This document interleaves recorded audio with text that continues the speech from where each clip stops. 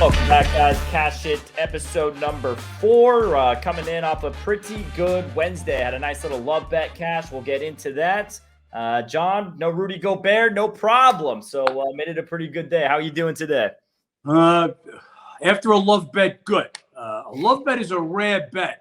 You got other guys out there call it their whale bet, but they have one, it seems, every day just so they can charge extra money.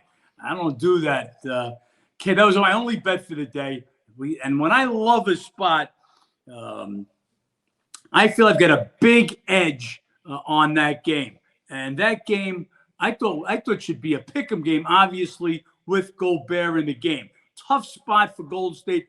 You guys know they've been terrible on the road all season long. This was a home revenge game. Another angle that you guys know that we love to follow, the home revenge. And Golden State is playing tonight at Denver. So a little look ahead.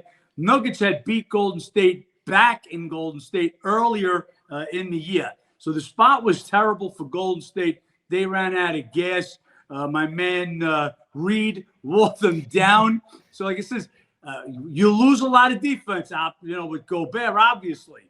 But Reed come up big, 24 and 13. He makes up and then some on the offensive end, where we lose on the defensive end. Then Russell lost his mind late in the fourth quarter, give us some buckets. So it's nice to get that W in there. Again, guys, it's always about quality, not quantity. One bet, that's all I saw for the day yesterday. So we'll take that W and go into today. Yeah, nice winner there. And like you mentioned, as far as, Timberwolves without Rudy Gobert, better offensively, not just what Naz Reid brings, but just the spacing. And D'Angelo Russell is a big guy who takes advantage of that. I was able to get it going late last night, so they pulled it out. And yeah, like you mentioned, just a tough spot, even especially for Golden State heading into Denver tonight. Probably going to be another one of those games where they sit everybody.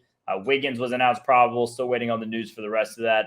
And you did have the one bet you gave out earlier on Instagram and TikTok, a little bit of an under, so we can touch on that briefly if you'd like. For today, yeah.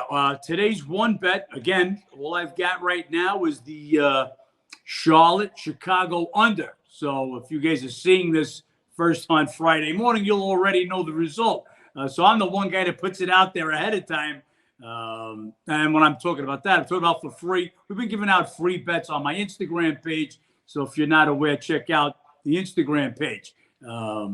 Charlotte, Chicago, they've met 2 times this year. Both games went under, an average of 200.5 points per game.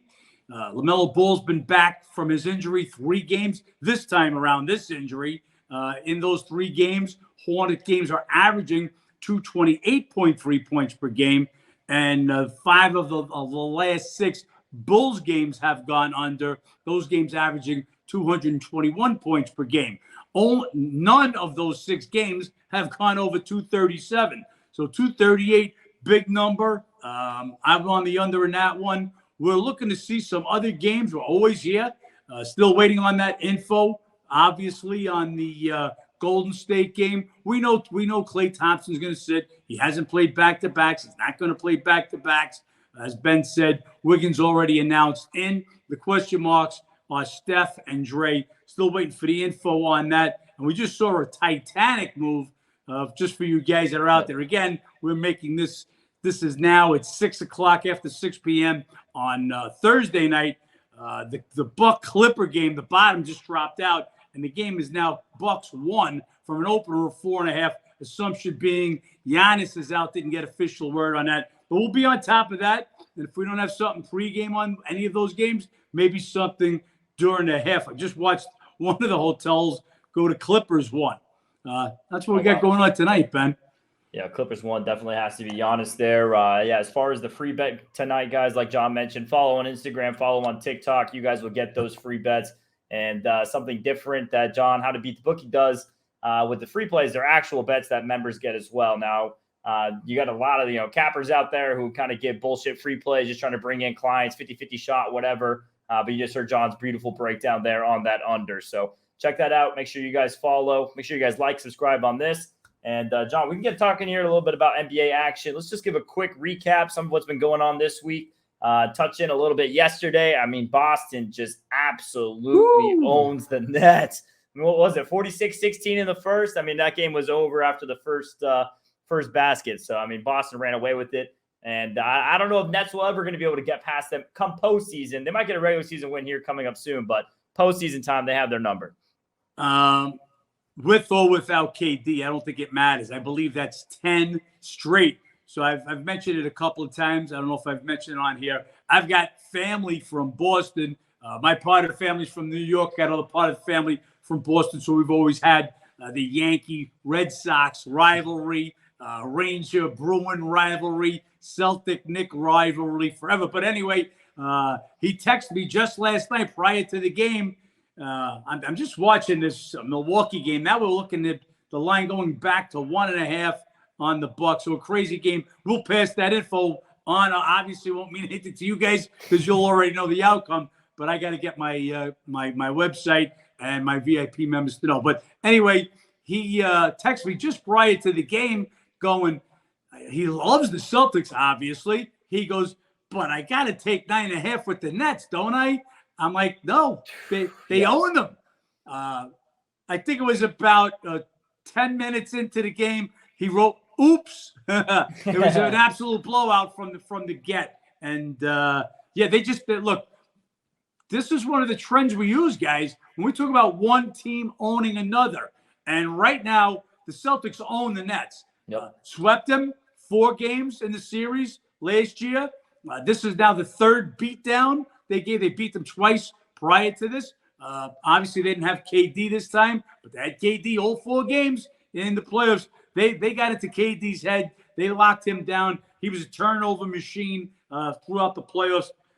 I'm just watching. Circa just went to 3 now on the Bucks. This is the craziest game in the world, Ben. Somebody must have had some info that they thought. Guys, it's all about the info. Looking at this game, the way it was moving, I would have been assured that Giannis was out. I don't bet. This is actually a good thing to talk about. I don't bet until I know. I don't guess. Yesterday, when we bet the Timberwolves in the morning, that's not a guess. I was assuming Gobert was in because he had been in the last 5 games and being listed as questionable every game. It's just like Embiid. Joel Embiid is going to be questionable tomorrow. Yep. They've had him questionable every day, and he's going to be questionable again tomorrow. Hey, I'm going to bet on Philly if the line is right, assuming he's going to play. This is what we've been going through with LeBron and AD. So if they get us for every one time, it's one thing. Here's a different thing. Giannis has been playing, and now you're seeing the line move, so there's no mention that he might be out. So you don't jump on. That's what we call the screen chasers. They see the line moving in one direction. It's like the stock market, guys, that they're just following the stock, and they want to catch the tail. We stay away from that shit. I bet on knowledge. But getting back to, I don't even know where we were because I got derailed by this Milwaukee game. I've seen it literally go from 4 Clippers that actually opened 4.5 this morning, and then 4 at 6 o'clock tonight to go as far as Clippers 1, and now we're back at 3 on the Bucks. So crazy game, Ben. Yeah, up and down movement there. And before that, we were just talking about the Celtics and the Nets and the ownership there. And it's a true ownership. You mentioned 10 straight, but it's not just 10 straight wins. 9-1 against the spread. I mean, they're covering time in, time out. So until that Bucks keep betting Boston in those matchups, some other stuff been going on lately. Nikola Jokic, John, question for you about Nikola Jokic. So he has now had 38 straight games shooting above 50%. What is more impressive, that or him averaging a triple-double as a center, which is just ridiculous in itself? I'm going to say averaging the triple-double. Look, I don't have stats for Wilt handy. Maybe Wilt did that at some point. You know, he's just a man amongst boys, putting the ball in. But to do everything else that he does, to be the point center, basically, the guy's the best. Look, this is the reason he's the MVP 2 years in a row. No disrespect to Embiid.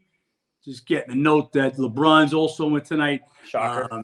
Look, Embiid put it on. Embiid put a show on the other day when they played each other. He was out there to make a statement. He got up for that game. but Jokic does hit every other game. You know what I mean? So just love the guy. Brings so much to the team. We talked about him all year last year when he didn't have Porter and Murray. I had him worth 7 points to the line. If he was out, they were 7 points different. We're going to talk a little bit about that when we talk about my ratings tonight. We're going to talk about my ratings and how certain players affect the lines. Doncic, as you know, we bet the other night with Doncic out. He was up in Utah. They were 0-6, 1-5 against the spread without Doncic. Some guys, Doncic is the Mavs. You take him out of that lineup. I still don't know how we bet the Suns at halftime, the game that he got hurt. We knew he wasn't coming back. Still don't know how the Mavs pulled that game out at Phoenix. So we'll talk more about that and guys like KD, what they've meant to the team. But yeah, I had Jokic worth every bit of 7 points last year. Now he's worth a little less because when you get other guys to pick it up, so they'll help the team. That's why, again, Doncic's worth so much. There's Dinwiddie there, there's Wood there, but these aren't main guys that could really take over for an extended period of time. But again, we'll get into that as we do the ratings. But you gotta love the Joker. It's the reason he's the 2-time MVP. Yep, he has been taking care of business. And then the other question I just wanted to have for you, a little bit of recap lately. Playing tonight, the Lakers, Hachimura. We've seen a couple of games from them now. We talked about it earlier this week, just about, maybe potential of Lakers making the postseason, that plus 175 number. I don't know if you've caught any of these games that Hachimura has played. They had that nice little overtime win against the Knicks. To me, is one of those perfect pieces next to LeBron James, as far as a 3-and-D wing, a guy that LeBron can elevate with his play style. Are you buying on this Lakers team at all? Do you think that there's something there? Obviously, when you have a LeBron and another top 15 player and AD healthy, there can be a problem. But moving forward, a couple of weeks here away, closing down the All-Star break, do you think that they're a team with value moving forward? Look, the Lakers are not in the conversation, as far as I'm concerned, with Denver, Memphis, and then right there also Golden State. Mm-hmm. They should make the playoffs. As healthy, they can be one of the top 6 teams and even miss the play-in if they play right. I don't see how that's going to happen. AD and LeBron are walking injuries. Again, they're listed as questionable every day. So Hachimura is a good pickup just for the games that they're going to have to give AD and LeBron some rest going down the stretch. Now with Bryant was starting to play nice at center for them also. So it gives them a little depth in the front court. That could help. That could help the Lakers. Like I said, that on this trip, they gave the Celtics all they could handle on their home floor. The Celtics are the best team in the NBA right now. They can go. Once you get into the playoffs, anything can happen. Again, they're not one of the top teams, but can they make the playoffs? Can they be a problem for a team? Absolutely. It's only LeBron who's going to become the all-time leading scorer, and AD. Look, when AD is right, if you guys remember, and when LeBron got hurt earlier in the season, AD was putting up insane numbers, literally video game numbers. Can he get back to that again? Again, what's the next shoe to drop? I actually just saw a funny reel. A guy pretending to be AD, and he falls down, and then he's holding his ankle. He goes to put a shot, then he's grabbing his shoulder. It's a real funny reel. I don't know if you guys have seen it on these Instagram reels. So some of that shit's real funny. And this one on AD he had about 4 or 5 different injuries where he pulls up the hamstring, and that was really good. And he's gonna miss games too. He's gonna miss. Yeah. He's gonna have another stretch. It's when. It's not if, it's just when. But I saw that DraftKings, they had odds out for when LeBron will pass Kareem, which game it will be coming up on these next 4 stretch of games. And that third game was plus 200, and the fourth game was minus 120, almost as if they're expecting LeBron to sit one of these upcoming 3 games. So like you said, it's not if, it's when. And, as far as one of those injuries for the AD, definitely a when situation. Look, this has been a tough year with injuries. Everybody gets listed questionable pretty much every day. You got to read the tea leaves. I was fooled yesterday with the Gobert injury. I was looking at, I loved the spot. We talked about it for Minnesota. We know Klay Thompson doesn't play back-to-back.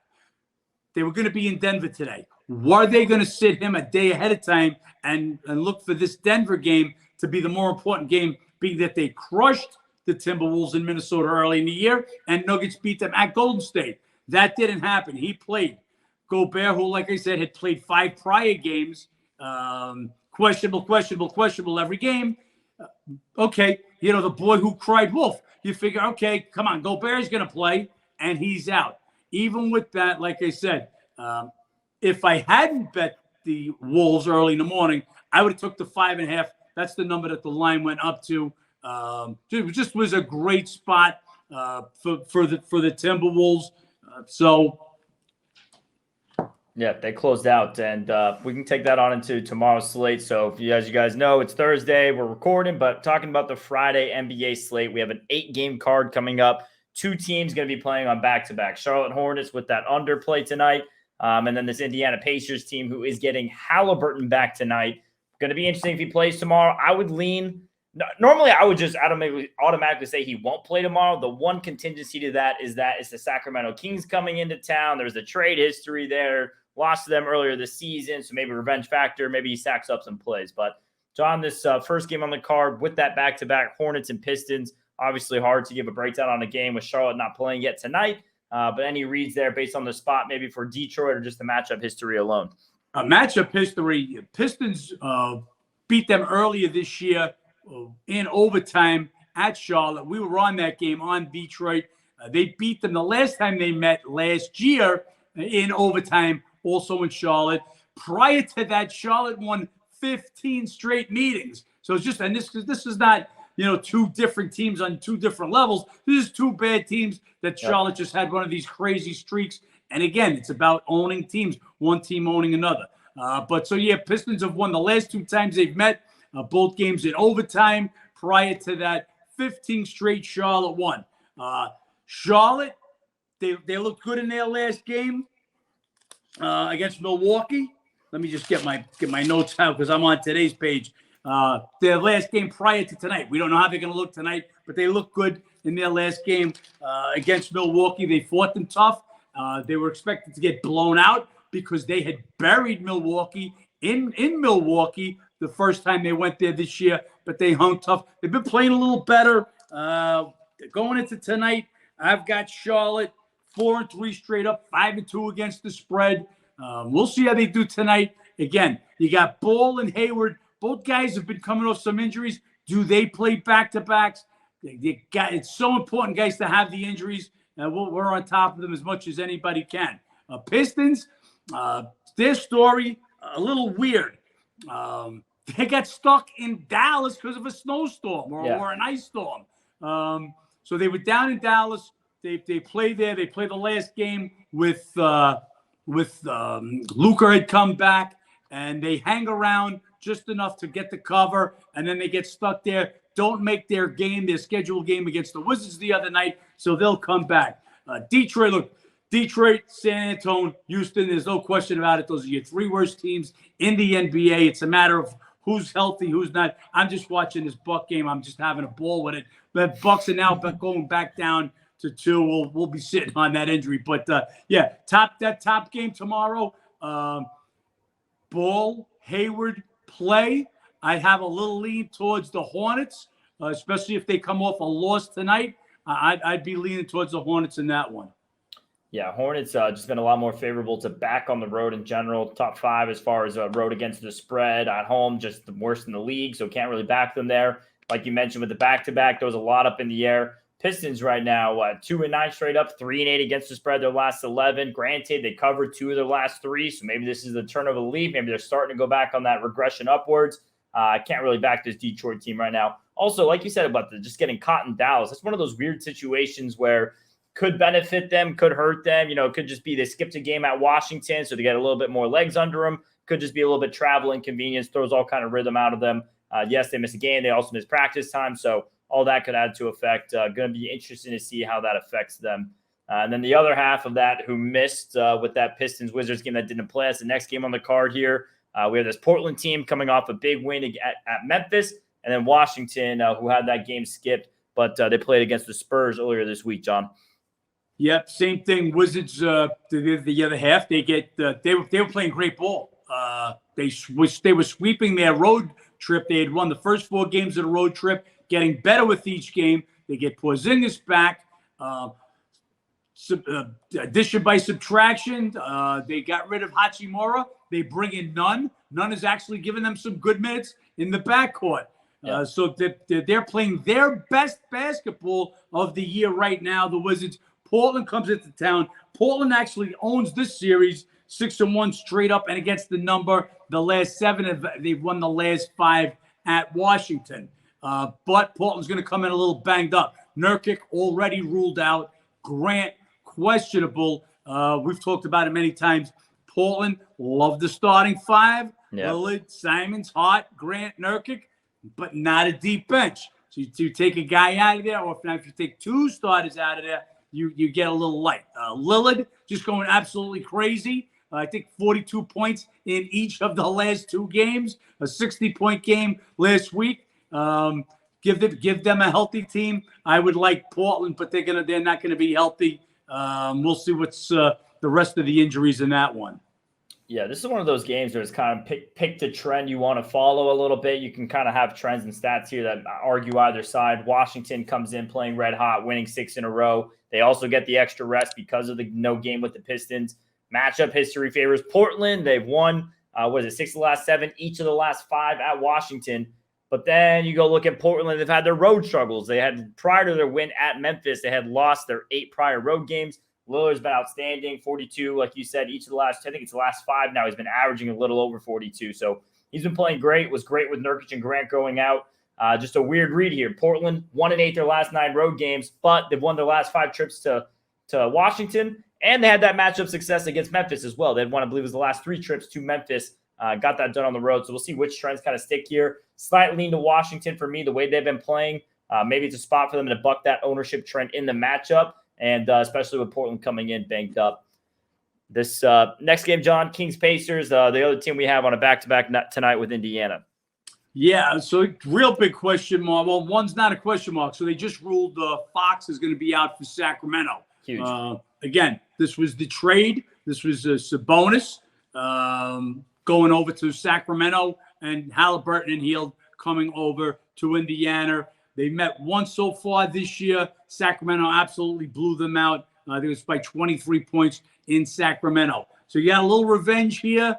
How much does Halliburton play? How healthy he is? Got to see tonight. Is he going to play at all tomorrow? Is he on limited minutes? Real tough to make this decision without that. But with no Fox in the lineup, with a little revenge, going for a little revenge, taking a beat down in Sacramento, would favor the Pacers in this one. But again, all that's going to depend on how Halliburton looks, because since Halliburton went out, the Pacers have been a disaster. And again, I think that's the team we're going to talk about when we talk about how I adjust the ratings.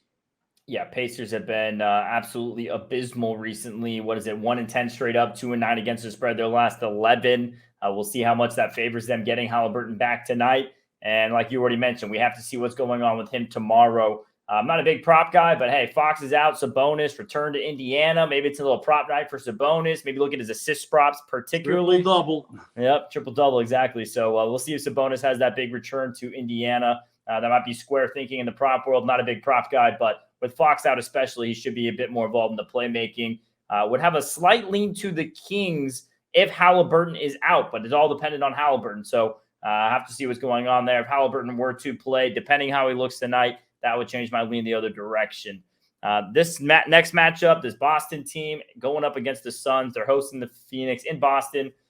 Suns team, they started piecing it a bit together. Embarrassing loss. So 2 teams coming off of 2 opposite sides of a blowout. You have the Suns get smashed 132-100 to Atlanta. And then Boston, like we mentioned at the start, rolled right over Brooklyn. John, do you have any thoughts on this game? Yeah, Phoenix was starting to play decent basketball. I believe 7-1 going into last night's game when they just were slaughtered by Atlanta, by the Hawks. Celtics, I believe they were 0-6 their last 6 against the spread, and they went and destroyed the Nets. So this is how quick teams could turn around, and they did that last night. Overnight line on this popped up as 8.5 and is already as high as 9.5 and 10. He's still going to be missing Smart. Still no Booker, although Booker, they're saying, may come back on this road trip. So look for him to be back shortly, but he'll miss again tomorrow. Hey, I'm every bit of 10 on this game. Normally, there'd be a little home revenge here for Phoenix because Boston went out there and buried them earlier this year. So double digits for me. It would have to be Phoenix or nobody. I'll wait till see when I get a little more feel on the game and where this overnight line goes. Yeah, a 125-98 win at Phoenix earlier this season for the Celtics. Like you mentioned with Boston, I mean, prior to the blowout win against Brooklyn, they just weren't covering. They were 0-6 against the spread prior to that, so I'm not looking to lay them as a big favorite. That opportunity would have been last night, and we'll see, how they show up. Maybe they come in a bit flat after that. Should be 2 teams. Usually you get blown out by 30. You're going to bring it up a little bit more the next go around. So slightly into Phoenix, but like you mentioned, need more on that number.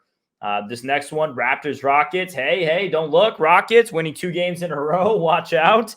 Nipping at the heels out there in the West. So what are your thoughts here, John? And they've done it without their 2 top scorers, Kevin Porter Jr. and Green. They'll be without both guys again tomorrow. Let's see what they can get done. The Raptors, they're fooling me. They look like they could be a good team. OG Anunoby, he's been out. He's going to miss the rest of the road trip. His name's been surfacing in trade talks. You get into this part of the year. There's a lot of psychological stuff going on players now that they're hearing their names mentioned in trades and stuff. But Toronto, coming off their last game, was a tough one at Utah.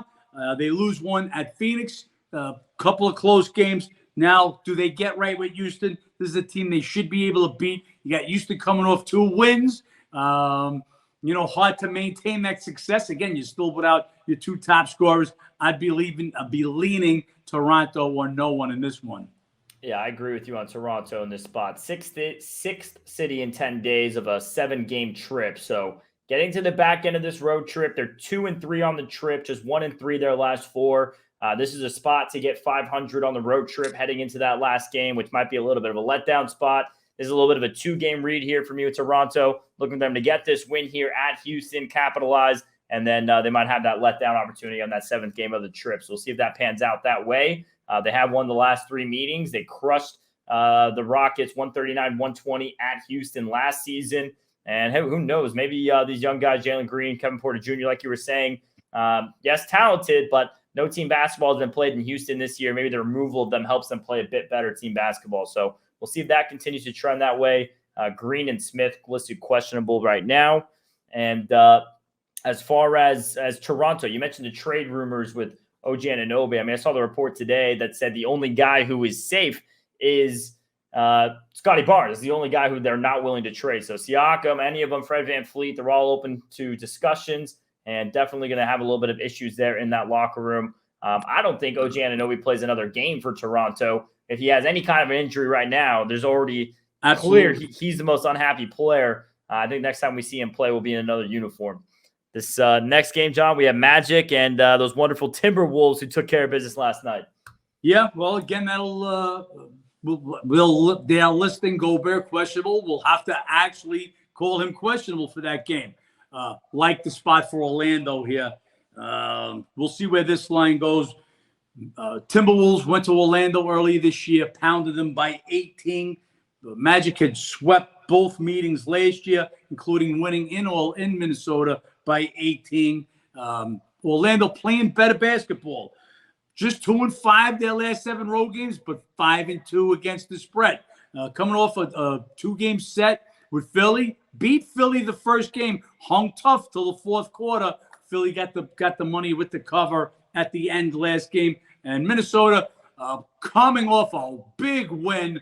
I just got this game as a letdown circled for Minnesota, coming off that overtime win over Golden State. I think Orlando comes there with a little home revenge. Wouldn't be shocked if they outright them tomorrow. I'll be looking for Orlando in this game. this Orlando team, like you said, coming off that 2-game set with Philly, what they're doing against the top teams in the league is just mind blowing. I mean, it's sweep Golden State. They took 3 or 4 against Boston. They're giving all these best teams a run for their money. And then these mediocre teams like Minnesota, it's a little bit iffy, but I agree with you. My lean here is to Orlando. Just 2 straight overtime games for the Timberwolves. Not looking to back them here. Definitely a little bit of a letdown, especially considering that last one's against Golden State. There's always an extra feeling there. And then you have that revenge factor there for the Magic. So they're one of those teams, had a lot of injuries, just kind of multiple guys earlier in the season, starting to get some rhythm back. 8-2 against the spread their last 10 games. They're hanging with the numbers. Them or nobody for me.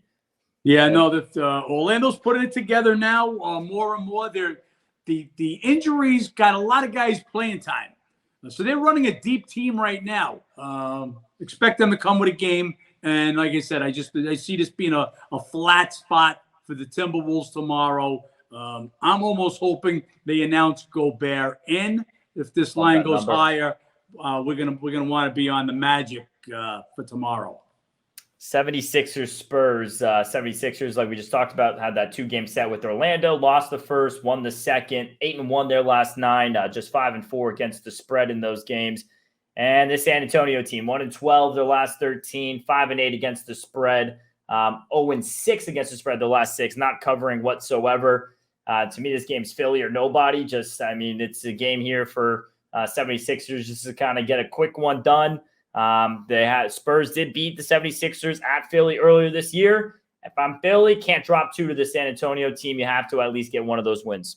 No, they'll especially if they would have lost this last game to Orlando, this would have been a possible burial spot. They'll come in looking to get this W again.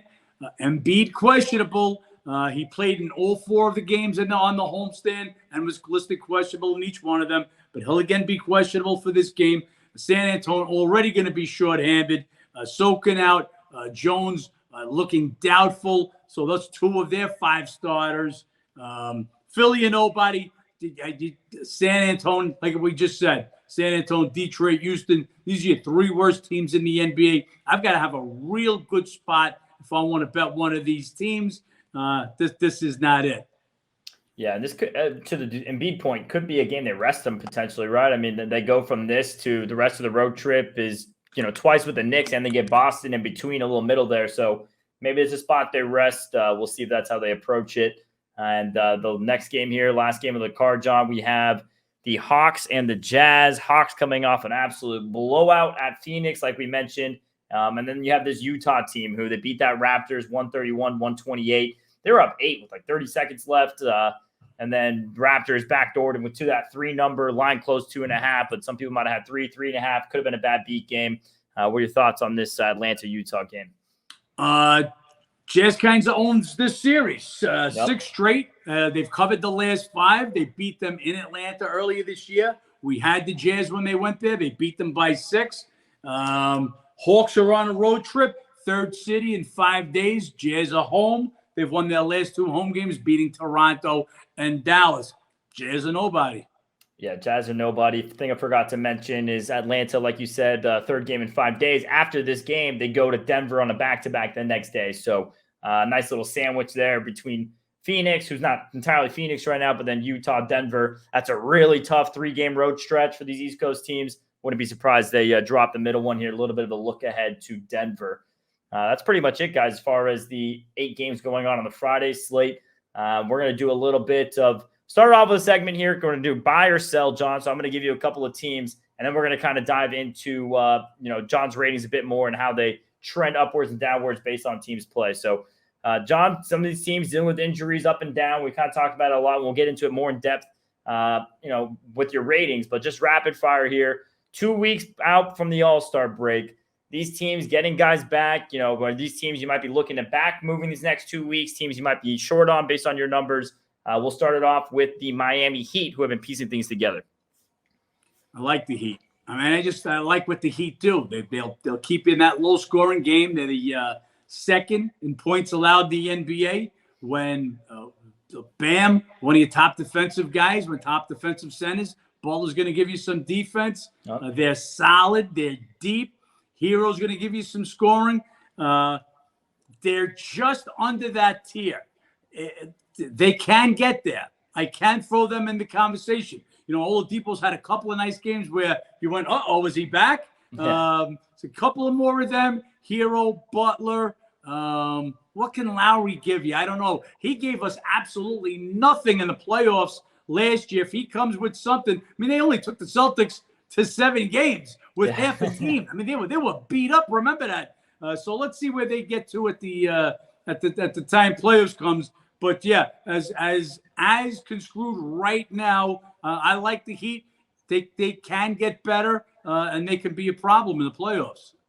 This team has been bouncing up and down on this game. You've been watching all night. The Clippers, similar to Miami, had a lot of injuries, getting healthier. Thoughts on them this next 2-week stretch here?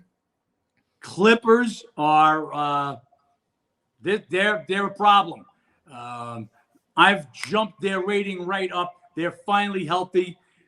I was a doubter of Kawhi. I'll be the first to admit he had me fooled. I was saying he'll never be Kawhi again. You got to remember, he missed an entire year and even more. His last few games, he looks real. He looks like he's back. And they'll go as far as Kawhi takes them, and Kawhi can take them. They look great. I want to see this game, what the reasons for this game. Look, my ratings, there are other ratings out there. We talk about them a lot. ESPN has what they call their BPI, Basketball Power Index, and the Sagan ratings we discuss all the time have their own ratings. Well, I believe it's ESPN has now jumped the look, because they do get some things right. They jumped the Clippers up to the third team now. They've got Celtics, Philly, Clippers, and the Clippers are going right up there. I don't know if they're third, but they're on the march on the way up.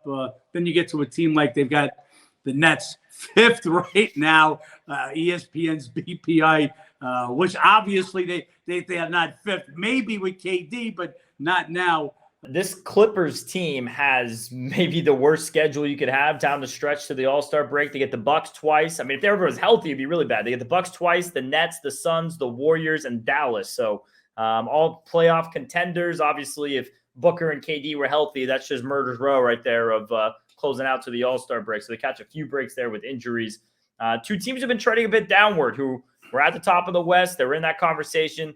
Next 2 weeks here, John. Memphis, we touched in on earlier. We'll start with them. The road struggles. We touched on that a lot. But outside of that, I mean, just some of these games, a lot of tough losses at LA, at Golden State, against Portland yesterday. They went into the fourth quarter with a lead, blew that one. Are you starting to panic at all, or is this just more so injury-based with Steven Adams? Adams is out, and I've downgraded them. It's just that where I've downgraded them, remember, they're coming off a 5-game road trip.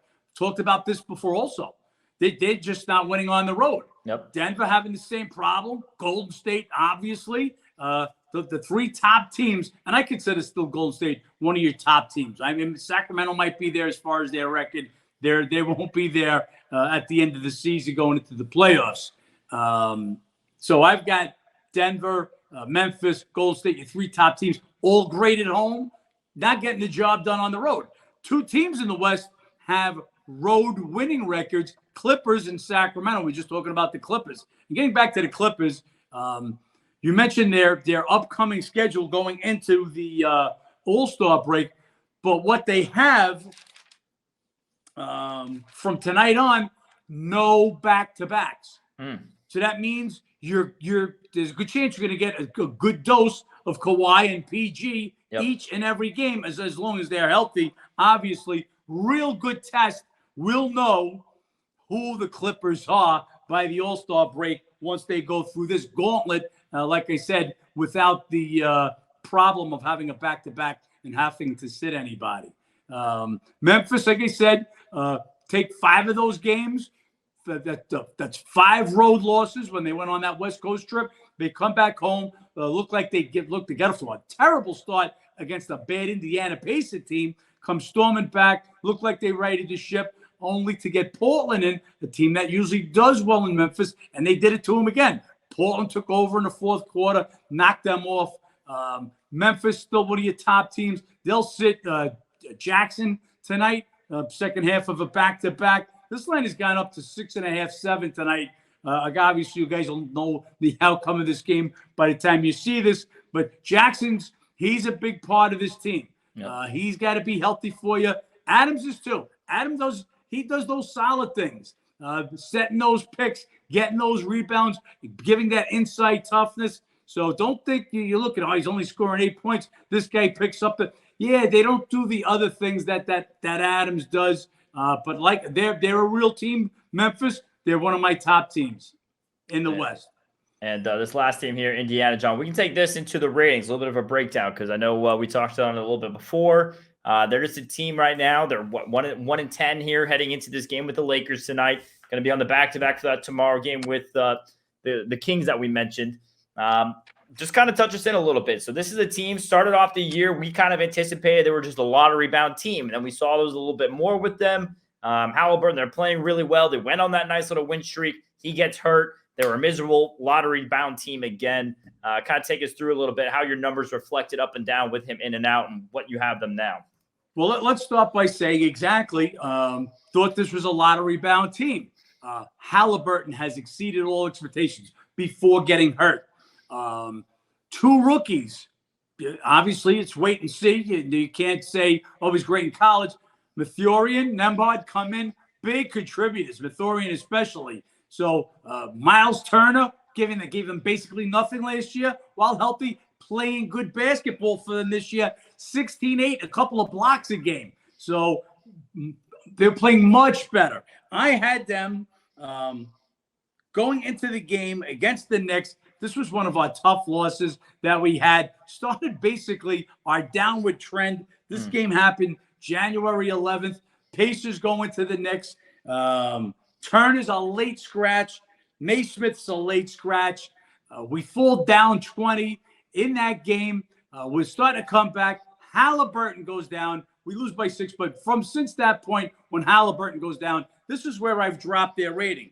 So if you're a How to Beat the Bookie member, I rate each team separately at home and away. So I had their rating as a 35.0 at home at that time, going into that game, and a 32.0 on the road. So it made them 3 points better at home.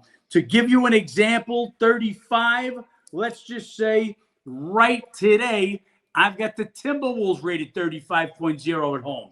I've got Toronto Raptors rated 34.6 at home. I've got Portland rated 35.5 at home. So just to give you an idea how good I had Indiana rated. Again, going into that Knick game that we're talking about, they were 2-4-6. They were 6-1 in their prior 7 games. They were playing their best basketball of the season. Halliburton goes down.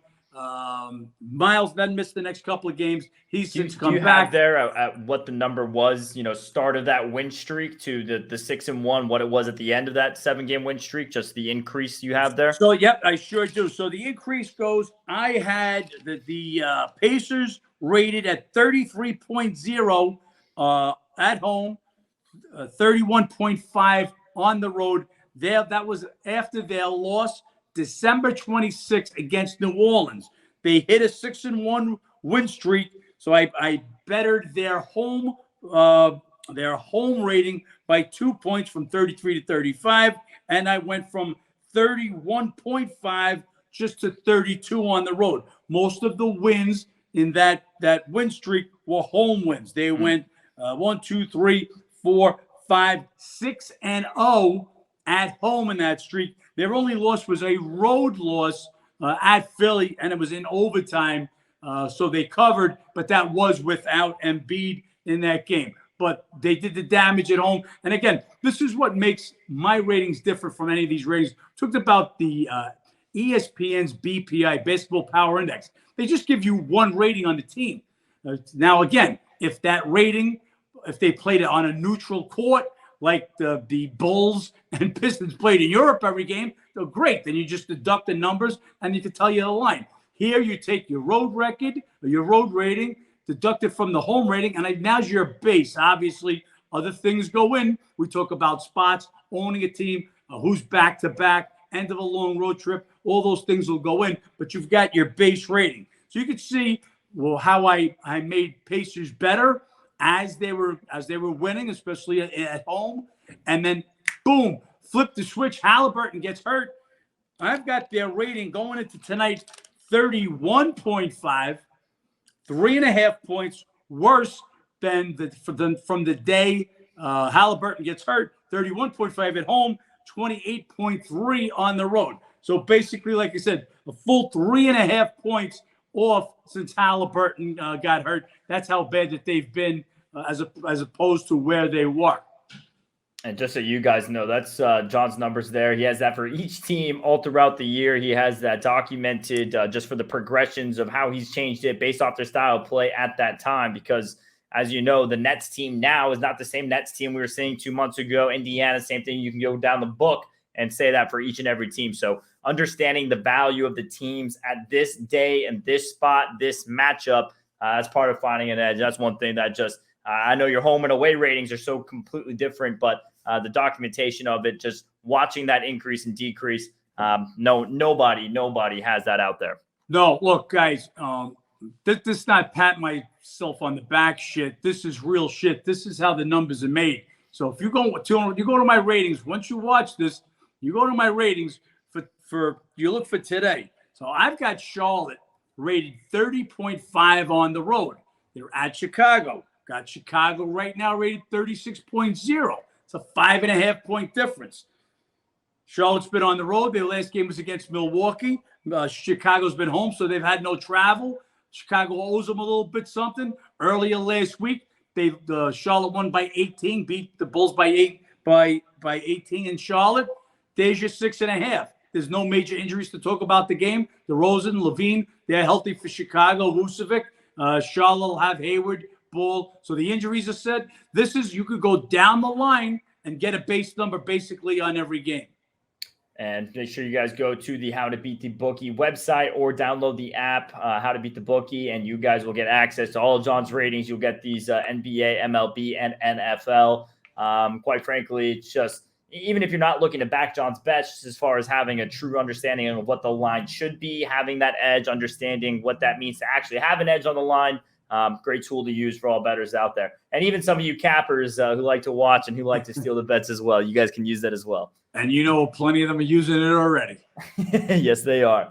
John, is there any other teams you kind of want to talk about, maybe just on that trend of the notebook, or we good on this topic? You talked about it. I mean, you talked about the Brooklyn Nets. Here's a team that I had rated. Look, before KD goes down, they were playing the best basketball of the year. KD goes down in a game against Miami. What were they? 1, 2, 3, 4, 5, 6, 7, 8, 9, 10, 11, 12, 13, and 1. They were on a 13-1 run. So I had them rated 40.1 at home, 38.5 on the road. They were right there. They were the second best team in the East. KD goes down, huge. Yep. I am now at 33.7. This is after last night's nightmare that they had up in Boston. 33.7 at home, 32.5 on the road. I've seen now over a 6.5 point drop with KD out, almost 6.5 points. That's how much he meant to this team. With him, with Irving together, that they could be lethal. They still can't beat the Celtics. The Celtics just own them. And again, that's why we use these trends. Some teams just beat other teams, but tremendous drop off with KD out, and that's how most of these games are with teams. That's why you'll see a line like right now. We've got Golden State's playing Denver tonight. So yes, you look at my ratings and you say, well, the game was 12, and your ratings show Denver is only, where am I? Denver is only 3 points better. Yeah, they're only 3 points better home to road. But so Golden State's back-to-back, 3rd and 4, all for overtime. We already know Clay's out. Steph and Dre are questionable. If all those guys are out, that's why it's 12. So just understand how important those ratings are. Yeah, this game, if everybody was healthy for Golden State, even with the back-to-back 3rd and 4, you're looking at 7. But you've got the other injuries. Injuries are key. We're on top of the injuries, literally up to the minute. I don't know if Ben's going to include. We just got information as the show was going on that Jalen Brunson was ill, we basically stopped the show to get that info and bet out. But that line shot, we took Miami on the money line -120. Don't know what you guys got. That game right now is back on the board at 3. So the line, once you make that line, your key injuries, I mean, to key players, obviously Brunson, the key player for the Knicks. One of the other key players for the Knicks that you may not have think is Mitchell Robinson. Knicks were playing good basketball. Especially against Miami. Excuse me? I was saying, especially against Miami. Without Adebayo, that's a presence you want. He would be used in this game. But Knicks, even right now, because they were so good earlier, are number 2 team in opponent's field goal percentage. A lot of that had to do with Mitchell Robinson being there. Now he's gone, and they've lost 6 of their last 8. So sometimes you think, like I said, Steven Adams, you wouldn't think like, it's John Moran. It's this game. John Moran last year, Memphis lost him for a big part of the year. They had a winning record. And against the spread record, they were winning without him. They got a capable backup. So sometimes it's not only who you're missing, who do you get to back up?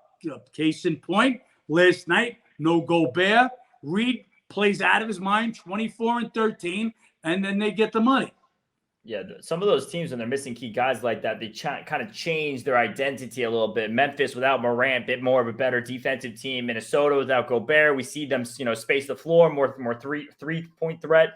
Washington without Bradley Beal, they become a better defensive team when he's missing, and they kind of find their stride. So it is a little bit. And other guys take over. That Beal out, it let Kuzma ascend to be the man, especially when they had Porzingis out also for a little while. Yeah, absolutely. We had some questions, John, posted on the story earlier this week about kind of topics to kind of cover on this episode.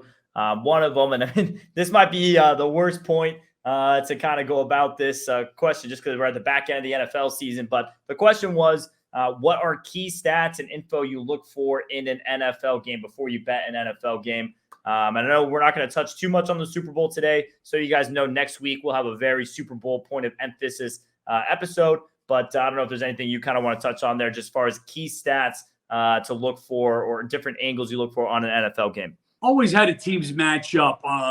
So this past Sunday, our 2 bets were the Philly-San Fran under. So, I mean, you've got 49ers were the best team against the run and were the best team. They allowed the least total yards. Eagles, best team against the pass, had by far the most sacks, and they were the second best team in allowing total yards. I'm not going to reinvent the wheel. Give me the under. 2 top defensive teams are playing. Yeah, I'm going to be on the under. Now you could say, well, Purdy got hurt, blah, blah, blah. That game would have been an under game. With Purdy getting hurt, it just gave the Eagles another scoring opportunity in the first half, and I saw that game as an under. The second game, the read was the Mahomes injury. If Mahomes had no ankle injury to speak of, that game, my line would have been Chiefs 3, the dog -120, which would have been the perfect line basically for the game. Chiefs kicking the field goal. The whole thing in that game was Mahomes' high ankle sprain from the week before, and the trend of Cincinnati having won the prior 3 meetings. I wouldn't go as far to call Kansas City Burrowhead. Maybe that was reaching a little bit for KC, but they had won the last three meetings, each time by a field goal. Mahomes, he's a magician. He gets things done with his legs. He's not supposed to be able to make the run at the end of the game to draw the personal foul because of the ankle sprain, but he gets it done.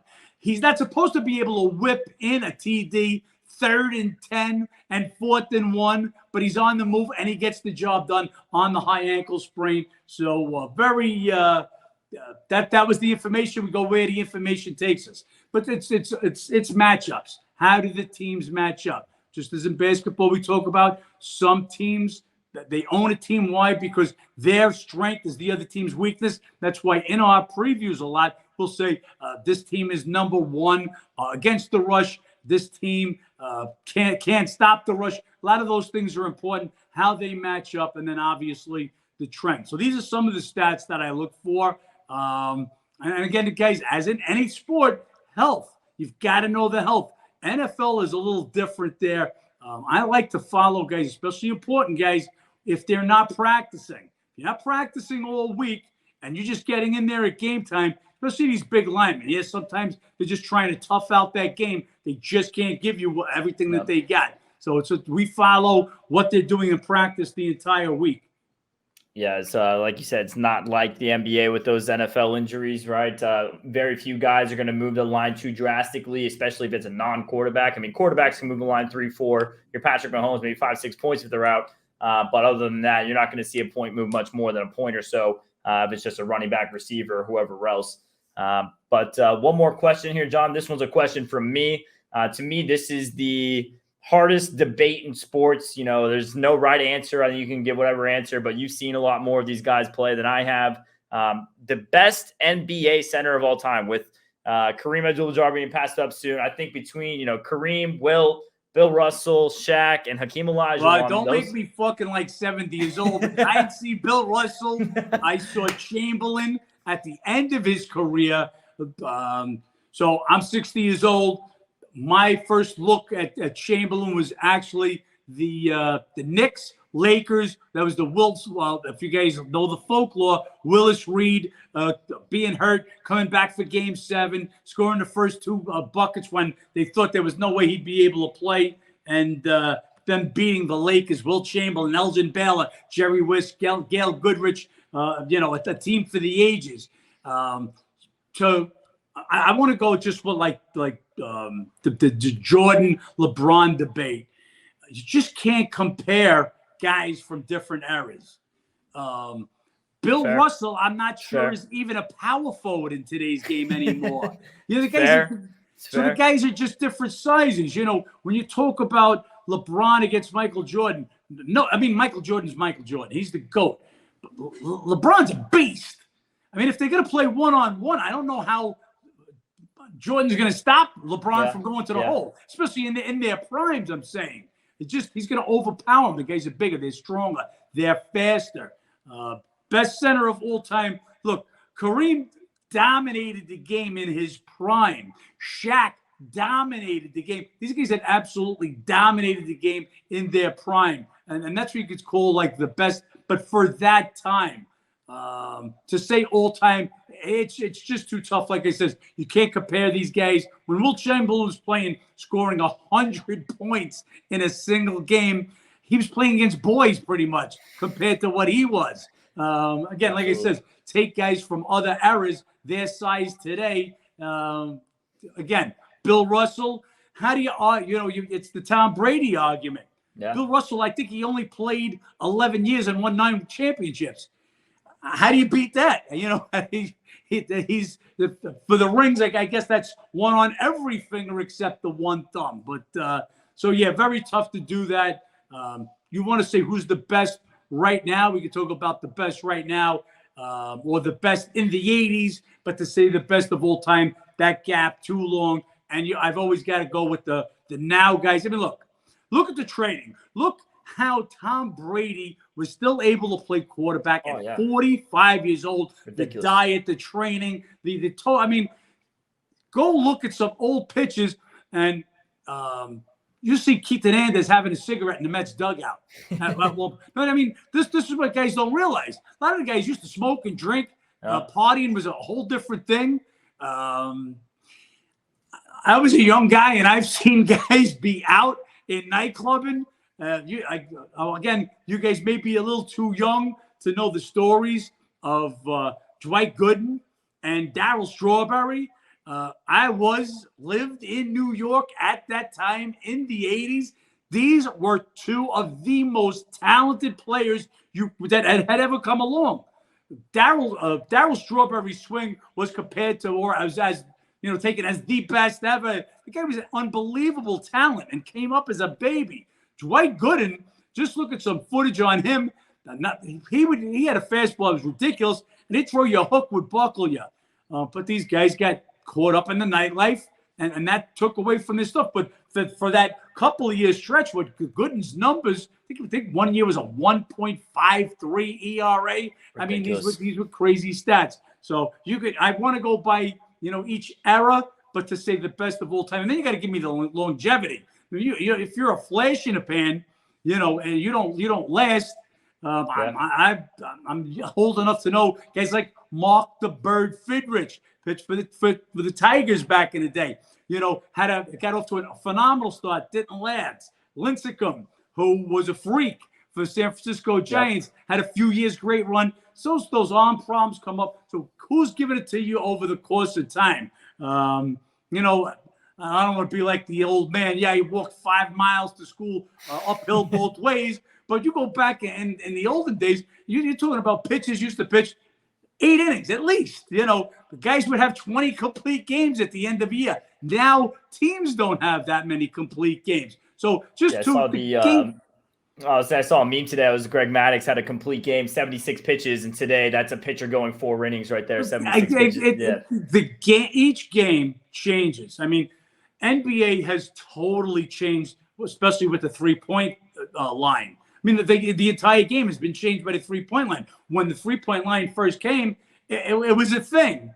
Now you've got to shoot 3-pointers. Now you're starting to take big men out of the game. A big man has to be able to shoot threes. This is the reason why Gobert maybe not as important as he would be years ago to play against a Ewing, against a Shaq. It's a different type of center now. You've got to be able to hit from distance, not just slam the ball and body in. You were able to get away with a lot more pounding in the paint. So the game's evolved. Baseball, same thing. If you give us 6 innings or 6 1/3, 7. You gave us 7 innings. The middle reliever and the closer. The strategy changes. The alignment of the infielders. The positioning. So the game's evolved. Every sport. The rules in football, obviously, for quarterbacks. You can't touch a quarterback anymore. Some of these quarterbacks are as big as the linemen. How can you not touch them? Jalen Hurts is a running quarterback. You got running quarterbacks. Are you allowed to tackle them? Can you hit them? You can't hit them. And you can't touch the wide receiver. Penalties are called on almost every deep pass. If you got the other team like, don't touch it. So it's very tough as the games evolve to compare one era to another. Yep, that is a very fair answer. And I think that's all the topics here, John, that we had here. I don't know if you have anything you want to add as we wrap things up heading into this NBA first weekend since August without football. So a very basketball highlighted weekend. Yep, we'll come back on our Tuesday podcast. What I hope to do is invite a couple of cappers out there to come in, weigh in, give their opinion, maybe come in with a prop or something else that they might be looking for if they don't want to give away all their secret info for the game. We've already made our bet in this game. I had to beat the bookie members received that bet a couple of days ago. And we'll talk more about that on our next podcast. Yep, guys, make sure you guys tune into that. That'll be on Tuesday. As you guys know, we're releasing Tuesdays and Fridays. That'll be all Super Bowl topics. Other than that, make sure you guys like, subscribe, follow on YouTube, Spotify. Make sure you guys keep up with all that. Instagram and TikTok as well. Those handles are below me right here. Other than that, John, let's make some money. Let's make some money.